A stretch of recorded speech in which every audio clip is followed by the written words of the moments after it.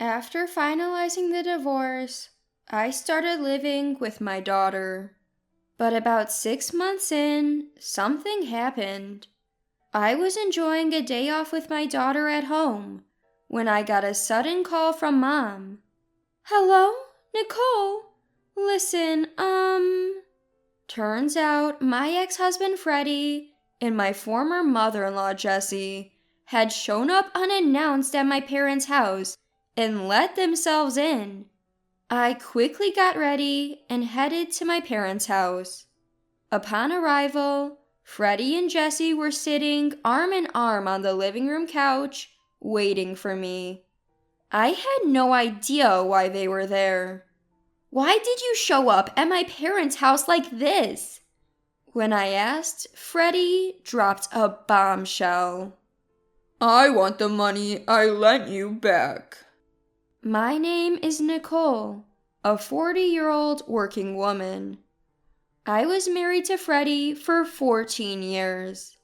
My daughter Amy was born around the time we got married, so she's already in 8th grade. The three of us were living a very happy life together, and I thought we would continue to build a warm family. I met Freddie at a party and was immediately drawn to his friendly, kind, and cheerful personality. It seems Freddie was also quite fond of me, as we spent the entire party talking to each other. We exchanged contact information and started dating, eventually leading to marriage a year later after Freddie proposed. I was truly happy when we decided to get married, as I loved Freddie dearly. In high school, I had a tight-knit group of 4 friends. We'd always get together whenever something big happened in our lives. When I got engaged, everyone celebrated as if it was their own big day. They all came to my wedding, and I remember them saying they hoped to get married soon too. And just like that, one by one, everyone got married. Our little friend group turned into a circle of married women. We joke about how our get-togethers had matured overnight.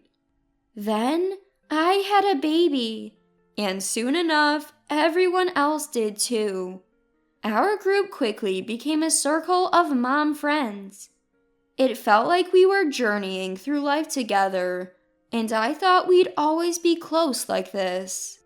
I've been enjoying my life both as a wife and a mom, but being a career woman has been especially fulfilling.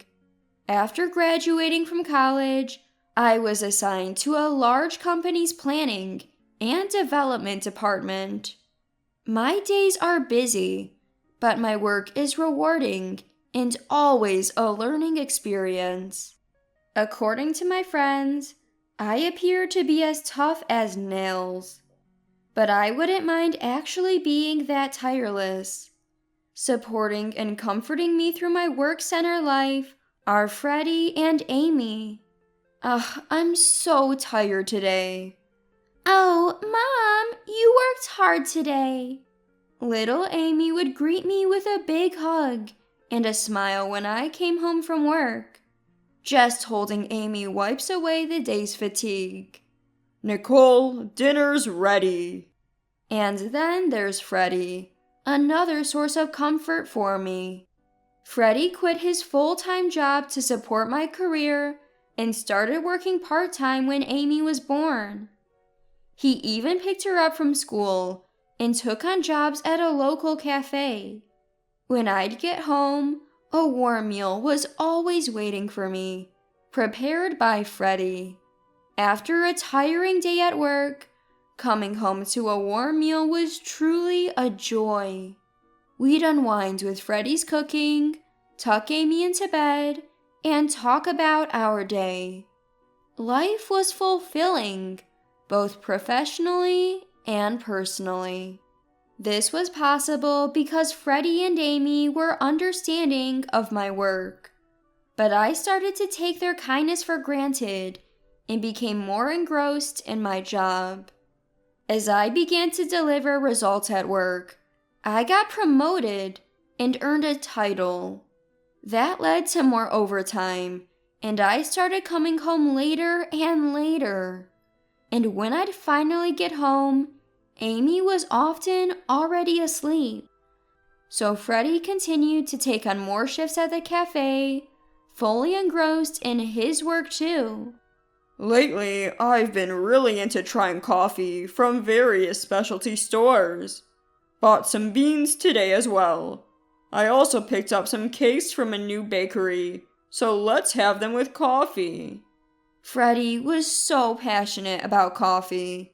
He was constantly learning about roasting, different beans, and brewing methods, and practicing them all at his workplace.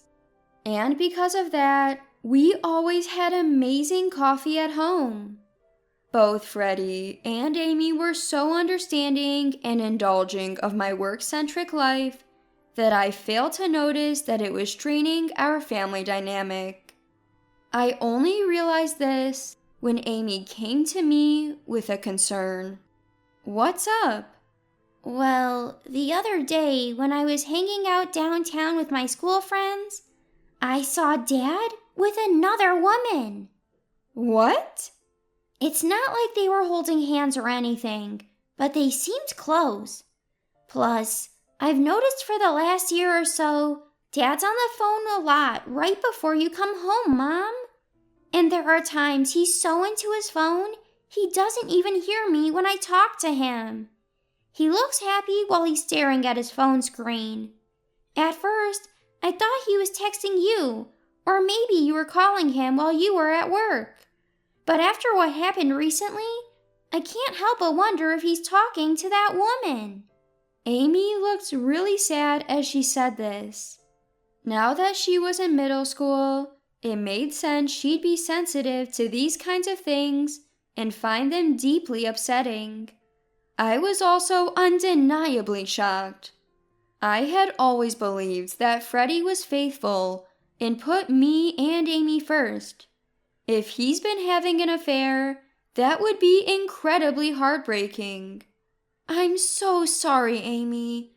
I've been so focused on work and didn't realize what you were going through. No, don't apologize. I think it's awesome how hard you work, Mom. You don't have to feel sorry about that. I felt so grateful when Amy spoke those kind words. Thank you, Amy. I'll look into it. And if I find out Jed is cheating, I think I'll file for divorce. Is that okay with you? Amy nodded in agreement when I asked.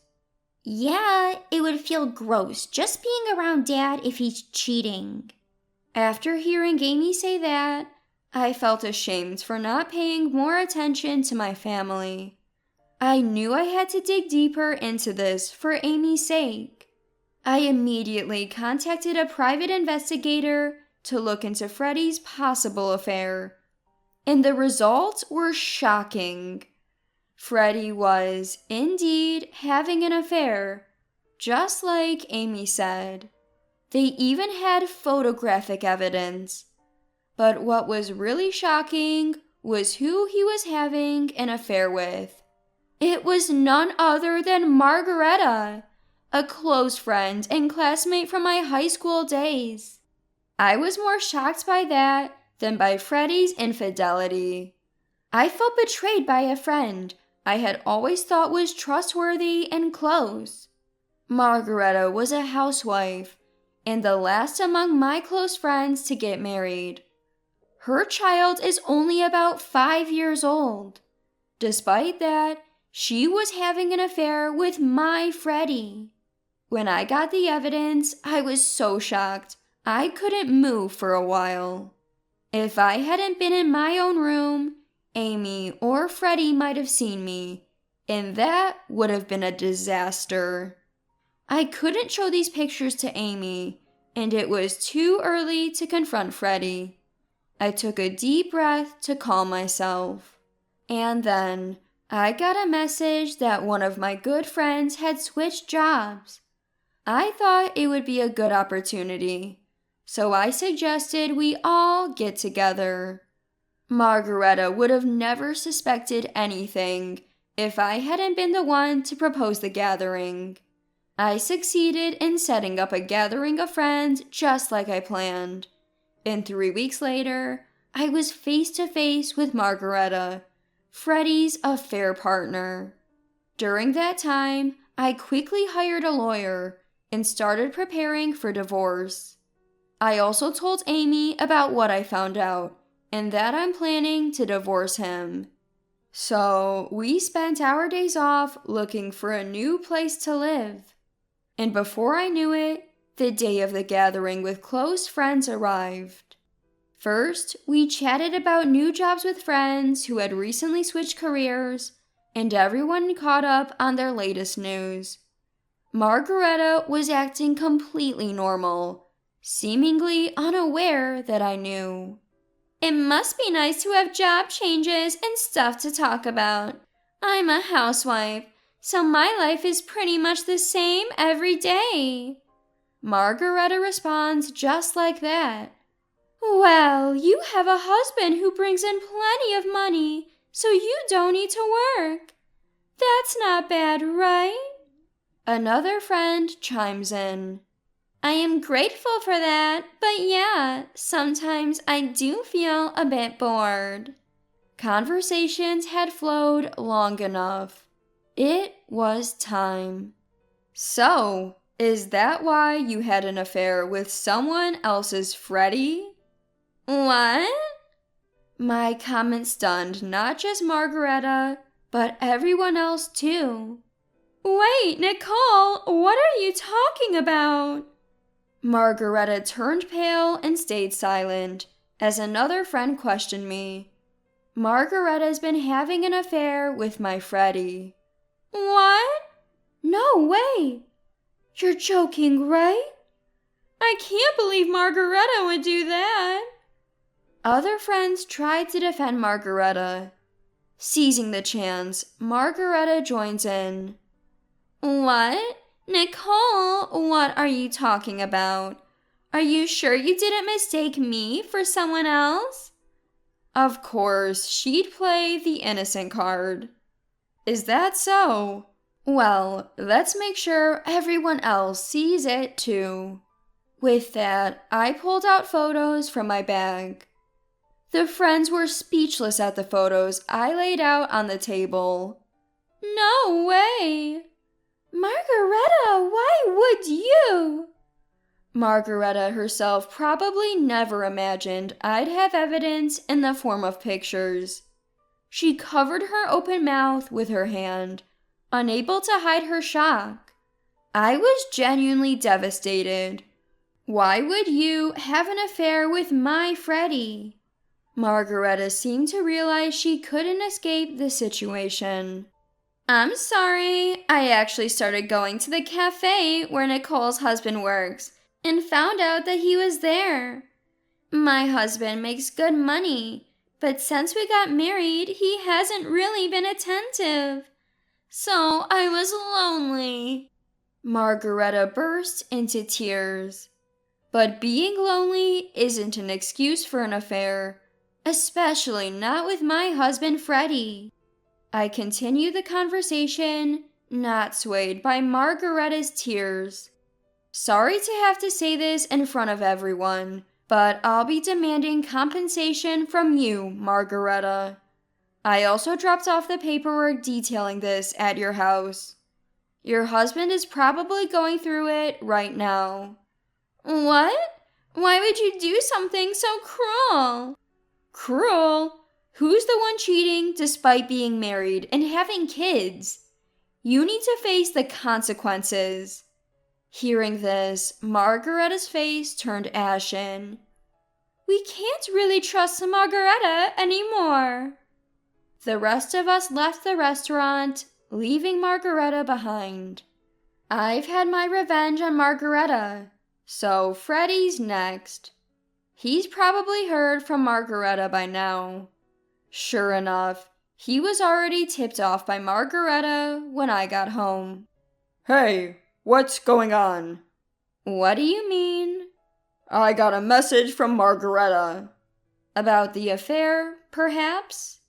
Why would you expose us like this? You're the worst, you know that? Pretending to be a good husband while cheating behind my back. Margareta has a family too. Why would you expose her to her husband? You're saying that too? People who cheat must think alike. If you've done something wrong, you should be punished. So I'm divorcing you and demanding alimony and child support. He couldn't deny it. I had all the evidence. Mike agreed to the divorce, but wasn't happy about the financial part. Once I told him I was ready to take this to court with a top-notch lawyer, he finally agreed to pay. So I divorced Freddie and sold the house we were living in. Amy and I moved into a new condo. I took legal action against Freddie and Margareta, and thanks to my lawyer, I got $30,000 from each of them. Of course, I also demanded child support from Freddie. After the divorce was settled, life with Amy started to get into a new rhythm. Sure, it took a toll on me mentally, but slowly the wound started to heal. Then, about 6 months later, something happened. I was enjoying a day off with Amy when I suddenly got a call from Mom. What she told me was shocking. Freddie and my former mother-in-law Jessie had showed up unannounced at my parents' home and even let themselves in. Dad happened to be out at the time. That's why Mom had called me urgently. I quickly got ready and headed over.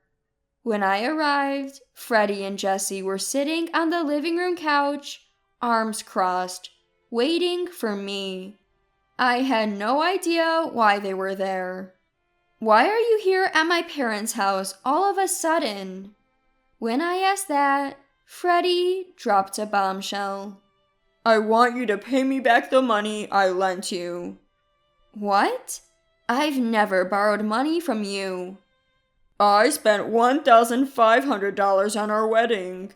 The wedding is all about the bride, so that's like lending it to you. Divorcing me is basically fraud. I'd like to sue you for marriage fraud, but if you pay back the $1,500, we can settle this. Freddie was making an outrageous demand.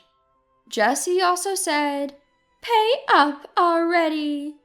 Come to think of it, Freddie had become a full-time employee at the cafe he was working at after the divorce. I'm pretty sure the cafe didn't pay much. He must be asking for money so aggressively because he's broke. Just so you know, the wedding was about both of us, and I contribute more to our daily living costs. If you look at the grand total, $1,500 seems like pocket change to what I'm providing.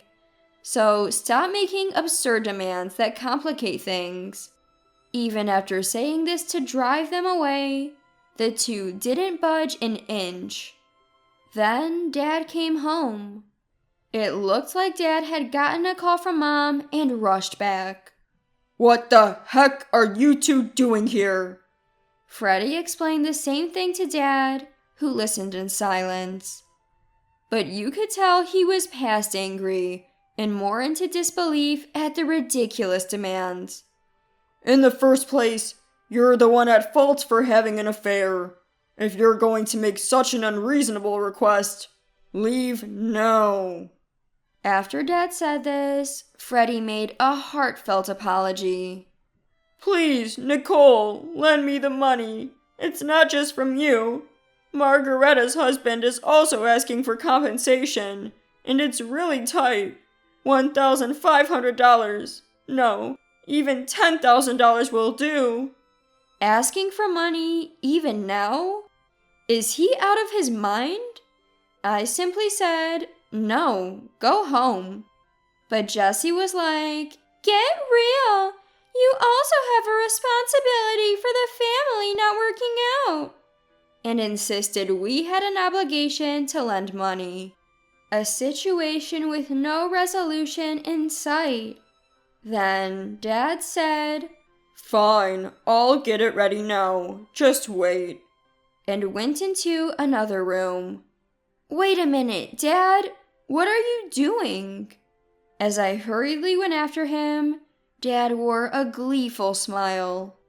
Hey, we've got plenty of money, so why not share some with them, right? Haha. I got the gist when I saw Dad open the closet and pull something out. Ah, this is going to be good. Dad put a stack of bills in an envelope and handed it to Freddie. Freddie and Jessie looked satisfied and left. As soon as they were out, we locked the door and called the cops. The two of them seemed to have checked the envelope as soon as they stepped outside. They immediately came back and started banging on our front door. What's the deal? This is play money. We don't want this fake stuff. Freddie shouts that out, fuming with anger.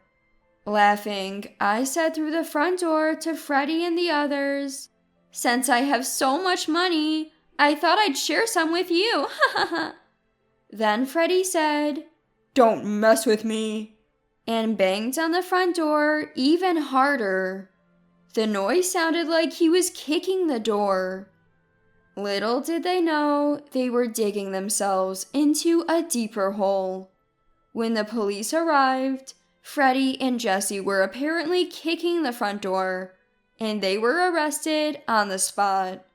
The neighbors had gathered too, and it seems a lot of people saw Freddie and Jessie get arrested. In the end, instead of getting any money, Freddie ended up having to pay fines for his arrest and compensation for damaging the front door. What's worse, among the people who witnessed Freddie's arrest was a regular customer of the cafe where he worked. The news spread quickly, and Freddie was reportedly fired. Now he's jobless, moved back home, and his parents-in-law are covering the compensation and child support. As for us, I've secured a restraining order against my ex-family.